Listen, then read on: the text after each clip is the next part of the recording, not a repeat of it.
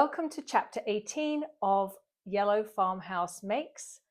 My name is Julie. I am a British expat living in the northeastern part of the United States with my husband and our rescue dog, Jim. If you're a returning viewer, welcome back. And if you are a new viewer, you're very welcome here. So it's been a while. I have some things to show you and some things to talk about, life update wise. And so if you are ready to settle in, grab a cup of something. It's still chilly here and I'm in a sweatshirt. My hands are cold, so I have some hibiscus tea, which has hibiscus flowers, rose hips, apple, and what else does it have? A little chamomile, I think. So I have a nice refreshing warm drink to keep my throat from seizing up, since I haven't talked in a while to you. So okie dokie. So let's get cracking. It has been a while since I recorded. I did record in March. I think I posted maybe the third week in March, and now we're almost into May. It got crazy hectic around here, rehearsing for the choral concert. For those of you who are returning, you know that I stepped out of my comfort zone and joined the town's community chorus, and we had 2 concerts last weekend. So it was full on practicing at home and rehearsing, and now that is all done, so that's great. And then also the push to get vegetable garden beds ready. It's not quite time to plant yet. We've got until Mother's Day weekend, which is the 10th of May. Any time after that is generally considered safe, so there should be no more hard freezes. No guarantees with Mother Nature, but that's the official last freeze date. So I had to get the one bed that I ordered filled and ready to go.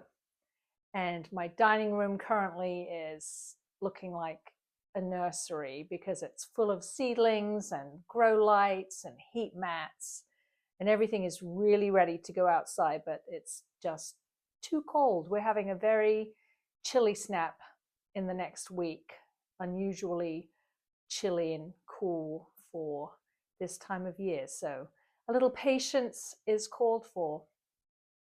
So that's what I have been busy with, and consequently not too much knitting got done, but there's enough to show you. And also I have a finished sewn object to show you. So let's dive right in to my knitting works in progress. So I have pulled a WIP out of hibernation. I started it at the end of last summer, and then it got cool quite quickly and I lost interest in making it. So I pulled that out of hibernation last week and have been working on it a little bit. It is called the Nausicaa, and it's a pattern by Audrey, and I hope I pronounced this correctly, Borrego. And I'm using some stashed yarn that I bought a while ago from Pearl Soho. It's their buttercup cotton, which I don't think they make anymore, which is too bad because it's nice and soft. But I had purchased the yarn with the intention of making like a massive pile of dishcloths, but I didn't feel motivated to do that. And there is enough of the cotton yarn to make a cropped t-shirt to wear over the top of a dress. So here it is so far. It's very crumpled because it's been hibernating. So I'm kind of making this like a color block, only because I didn't have enough to do the entire thing in one color, and that's okay. I mean, it's just a summer t-shirt, so I don't really care too much. So the sleeves are on hold right now,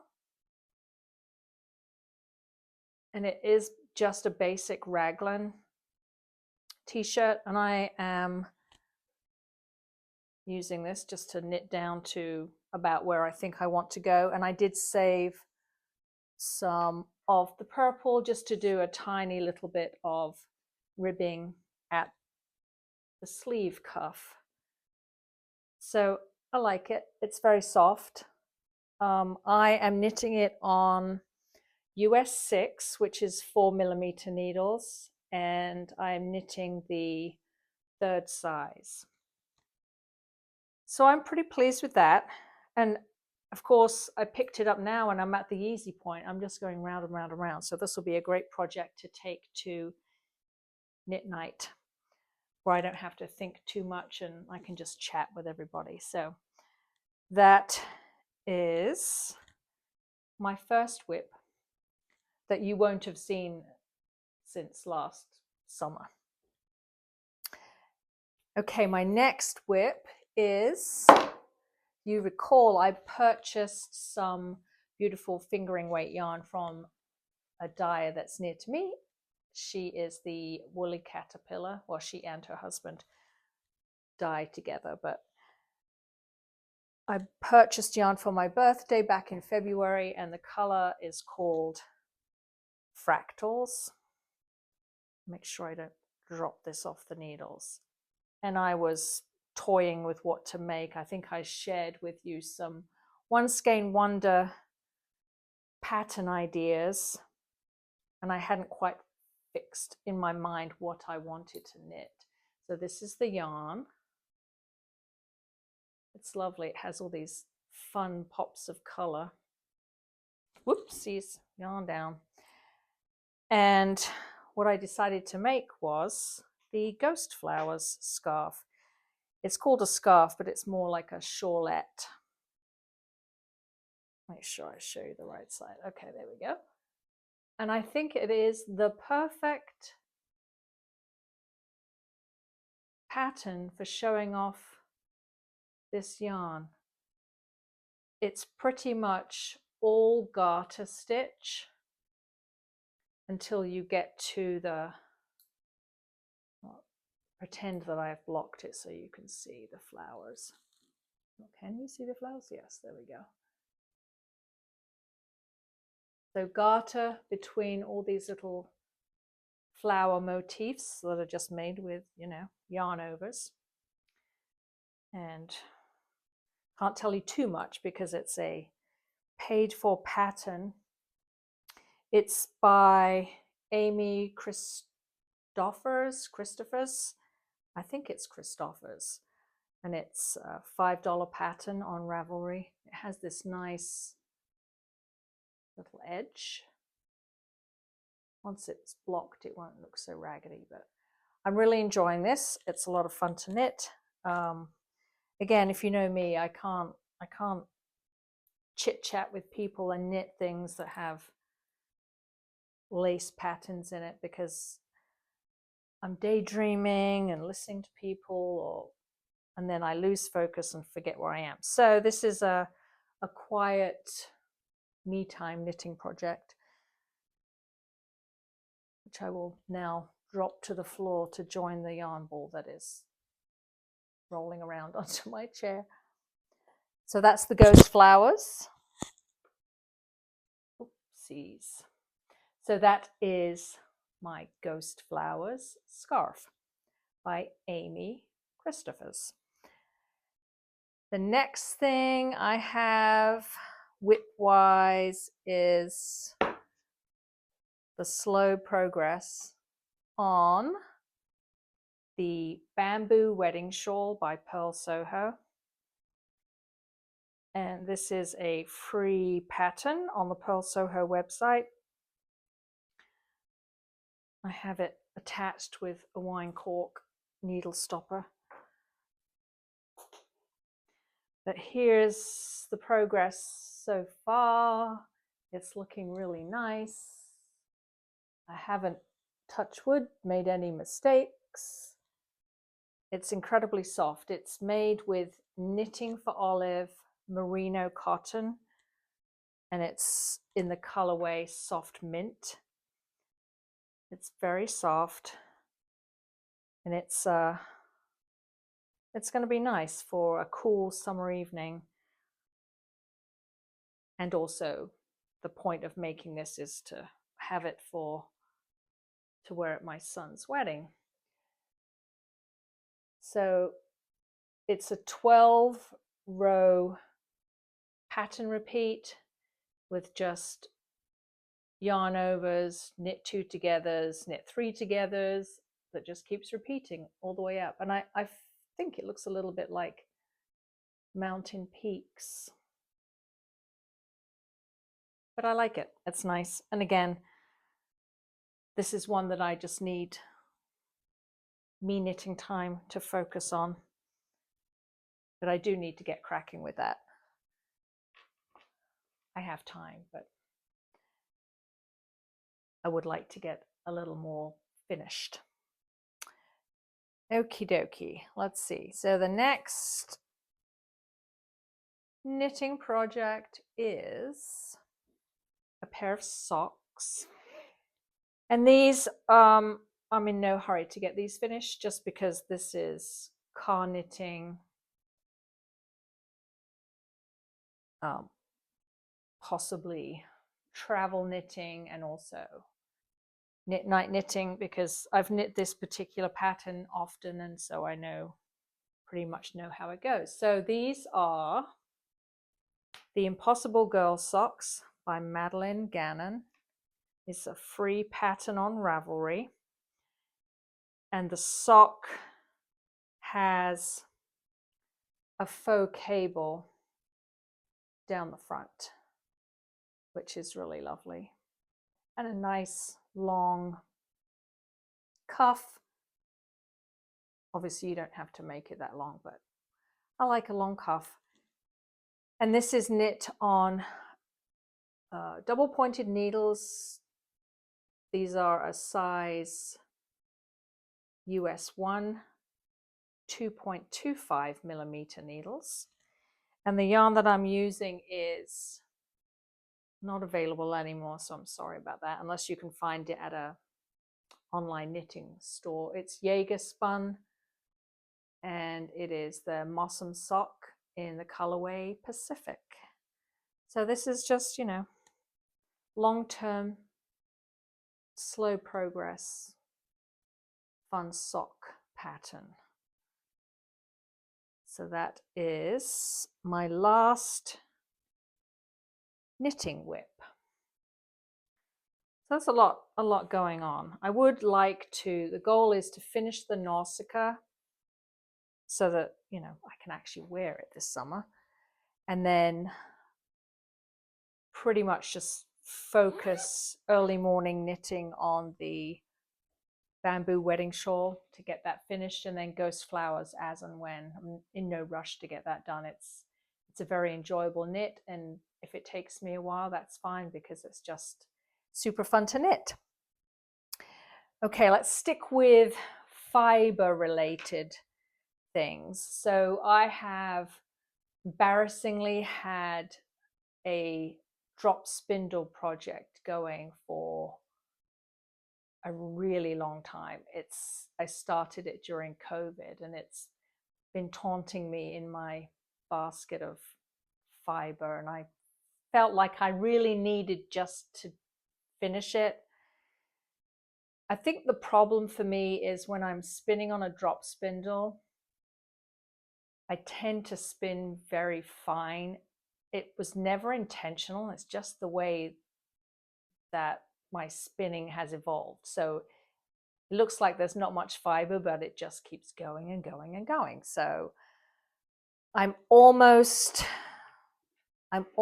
there. So let me show you what I have. I have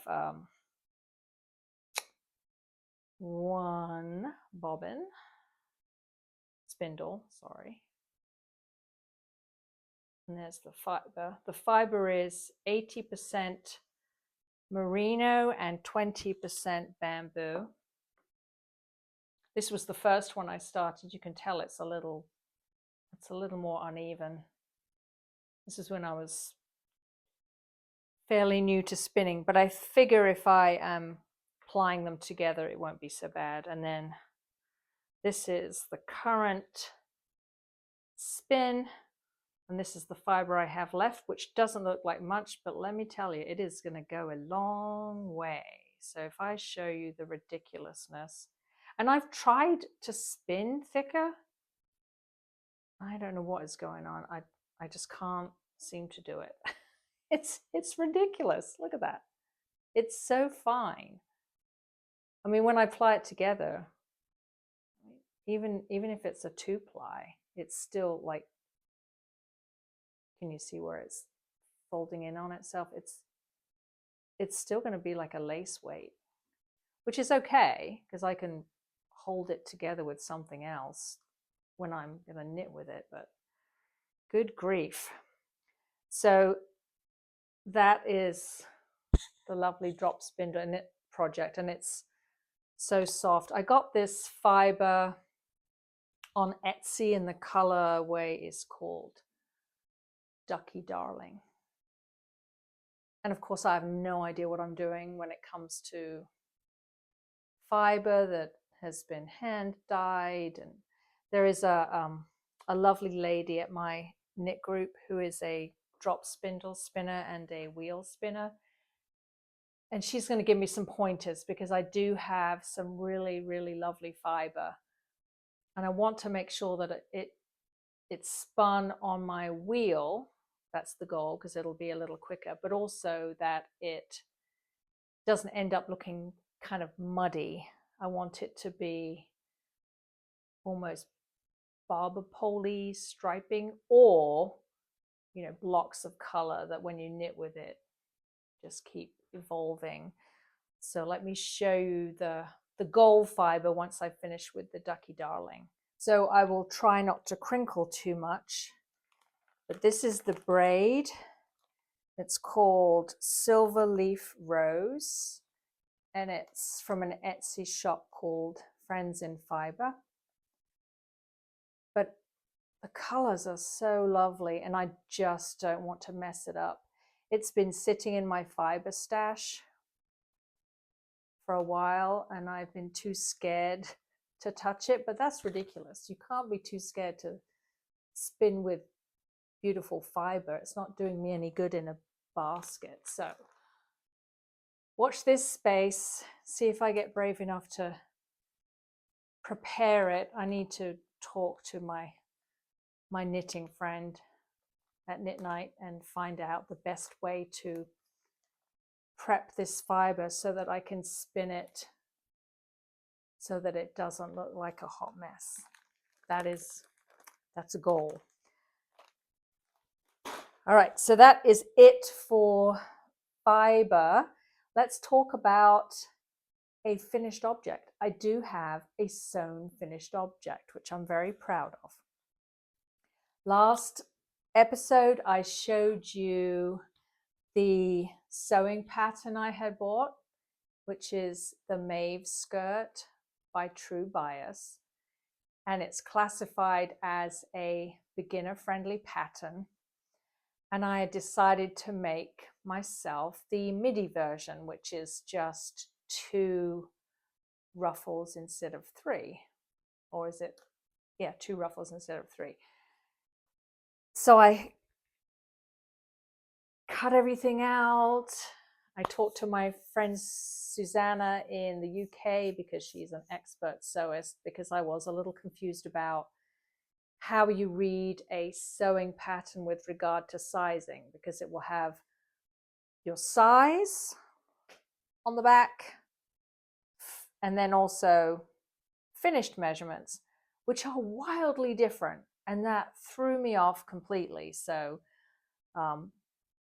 Susanna set me straight. You end up being somewhere sort of in the middle between your size and the finished size. It really depends, kind of like knitting, how much ease you want in the garment. So once I got that figured out, that was good. I knew which size I was going to make. I ended up making the size 10. And it took me, I think, I spread it out. It took me 4 days to get it finished. But that wasn't just going full on the whole time. And here it is. It has an elasticated waist, little drawstrings. I will pop a picture of me wearing it in a minute. And then the ruffles. Now, I would say, you know, I'm definitely a beginner, so my ruffles are not perfect, but they're good enough. I'm very proud of my hidden pockets, which just are nice and deep, and they are, I mean, finished. You can't tell with this fabric, but there's an edge right there. They're finished off nicely.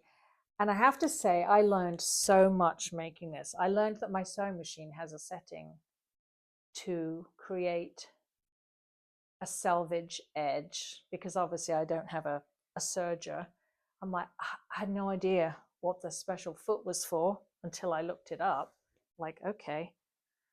Actually, that was the good thing, because the website for the sewing pattern, they actually had a sew along a couple of years ago for the Maeve skirt, and so on the website still there's like a step-by-step, which was very helpful. But yeah, I learned a lot. I learned that I can make a selvage edge. When I was in school, we had sewing as part of our curriculum, and we used to have to make French seams, which are a big faff to make, lots of pressing and folding under, and goodness gracious. So I made my little selvage edge seams with the foot from my sewing machine that I didn't know existed. And so that was pretty good. And then all the inside edges are finished the same way. So that is a finished skirt. I'm really happy with it. It fits really well. I mean, the ability to be able to adjust the elastic waist yourself was so nice. It's just to get it comfortable. So often you'll buy a skirt and the elastic's just too tight or too loose. So I guess just like with knitting, it's like custom for you, for your body shape. So I will definitely be making another Maeve skirt. And the fun thing I've discovered, I'm sure all you sewists out there know this already, but you cut the pattern that you're going to make out, but you save all the other pieces, because if you want to make a different variation of the skirt, you can just tape it back together. So I think next time there is a variation that's just no ruffles, but the same length that I made. And I think I would like to make a no ruffle version, which would be really nice. So that is my finished sewing project, and I'm pretty happy with that.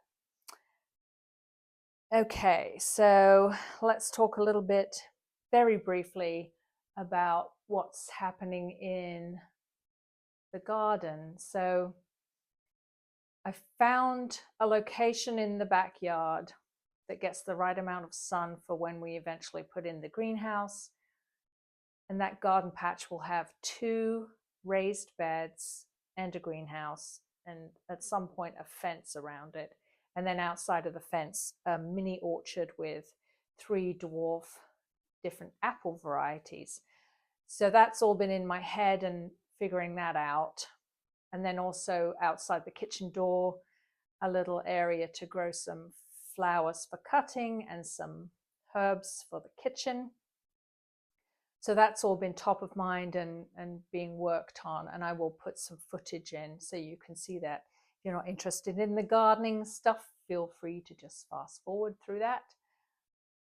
But that's pretty much where the focus is going to be for May, is planting trees, getting the garden growing, and then knitting time is more than likely just going to be early mornings and maybe in the evenings.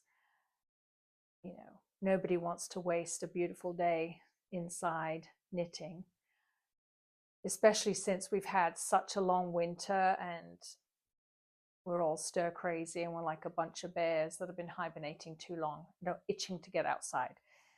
So that's the plan. May for gardening, a little bit of crafting, and that's pretty much it. So I hope you enjoyed seeing all my projects. I'm just looking around to see if I've missed any sewing and knitting projects. I don't think I did. So the other thing, non-fiber fabric related, is my art stuff. So I wanted to show you an incoming. As you know from last time, my arms are not long enough to reach my books. Okay, as you know from last time, I have been practicing sketching, and I started in January, and I have only missed a day or two here and there, which is pretty good. But I wanted to figure out how to improve that didn't feel too technical. And I've been following a woman on Instagram. Her name is Daria Bogdanova. I hope I'm pronouncing that correctly. And she just recently published a book. And so I decided to buy it because I've enjoyed her Instagram posts, her little snippets of daily drawing. So this is called The Drawing Habit. And it guides you through some different exercises and, suggestion to draw 25 minutes a day if you can. And it's great. Hand-eye coordination, how to start thinking about the forms and shapes of things in nature. And then moving on to buildings. But, everything is based on, geometry, spheres and cubes and prisms. And once you get that in your head, it's like, oh yeah, that kind of makes sense. So I've really been enjoying this book. And the nice thing about it is there are QR codes in here, so you can scan them on your phone and then print out practice pages, which is nice. So if you have a sketchbook, you can use that. You can use the practice pages. We have, it looks like a bunch of squiggly lines, but squiggly lines become things like grasses and flowers and rocks and fences. It all makes sense in my brain, for me at least. This is my favorite. To make little people out of just, diamond shapes. It's pretty cool. So I've been working on that book and enjoying it tremendously. So I do that, and then also my daily sketchbook, which, if you're new, I just set it up with a tiny square for each day so I don't feel overwhelmed. So I did get through, finished March, and then we moved on to April. All kinds of wacky things that I just decided to sketch. This is after I purchased the book. I just got a little more inspired. The interesting thing about the sketchbook that I purchased, or the book about sketching, is that she suggests that you don't use a pencil when you're starting out, but just be brave and use a pen. And that way you can look back on your mistakes and feel less precious about pencil sketching and then going over it in ink. And obviously you can use pencil later down the road, but it's been a really interesting exercise just to put pen to paper and not pencil to paper. It kind of forces you to let go of that anxiety and just go for it. So that has been a lot of fun. So that's where I'm up to. That's what I've been doing. Knitting, a little bit of sewing, a little bit of art, and gardening.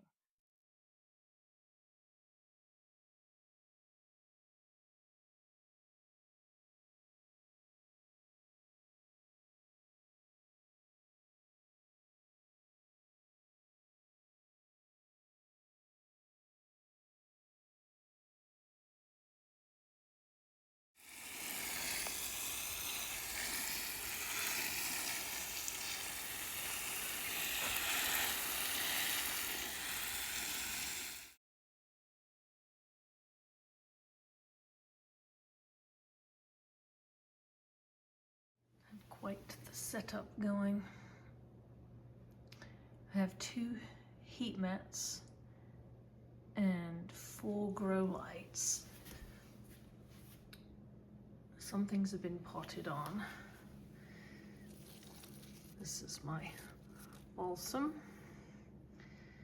snacking peppers, salvias, tomatoes, squash, snapdragons, gomphrena, tiny Louisia, which I've never grown before, more salvia, different color, some orange hat tomatoes, which only grow to be 12 inches tall and produce tiny snacking tomatoes, and some bell peppers, some more Louisia that got stuck in a paper towel when it was in the fridge, stratifying, and I just popped the paper towel in the pot and the seeds are coming through, so that's good. But I am officially out of space, so spring needs to hurry up and get warm so I can get things outside. So I hope you enjoyed this episode. Thank you so much for watching. Hopefully we'll be a little bit more filming happening outside now that things are starting to green up and leaf out. Still on my dog walks, I'm out there looking for flowers and haven't seen too much yet, but it's still chilly. So anyway, until the next time, happy crafting, whether that's knitting, sewing, crochet, art, or working in the garden. Let me know what you're working on in the comments down below. And if you haven't already subscribed, please consider hitting that subscribe button and also hitting the like button. And I will see you next month. Take care. Bye-bye.